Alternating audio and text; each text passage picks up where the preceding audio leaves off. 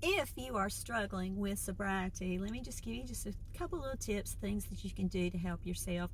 Number one, explore the ideology of neuroplasticity. Neuroplasticity is a wonderful way to reshape your brain, and I encourage you to research that. There are a lot of really good resources on the internet about neuroplasticity, and the ideology of neuroplasticity is to do things that expand the other side of your brain. So in other words, if you are a right-handed person, write a little bit with your left hand every day, and it really does expand that brain. Changing up your routine every day, that's something else. Another thing, that if you are battling with sobriety and you need to, the big thing is to engage.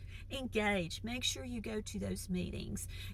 Find a sponsor, but find a sponsor that's going to fit for you. You don't want one that's not a good fit, and ask your sponsor. If they're going to sponsor you, ask a lot of questions.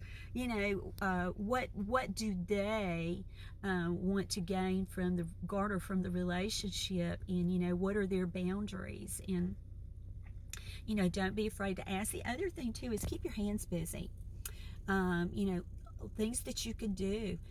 You can do coloring and coloring books, and you can play games on your devices.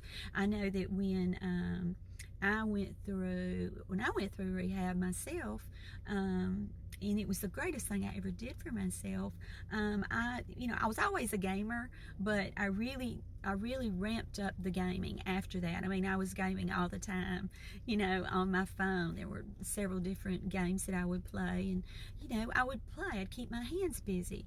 A hobby, woodworking, gardening, keep those hands busy. The thing you want to do if you're battling sobriety is stay busy. An idle mind, you've heard this before, an idle mind is the devil's workshop. You don't want to have that idle mind. That now might be a good time for you to take that online class. If you can't afford to do it, try and audit an online class for free. You can audit for free.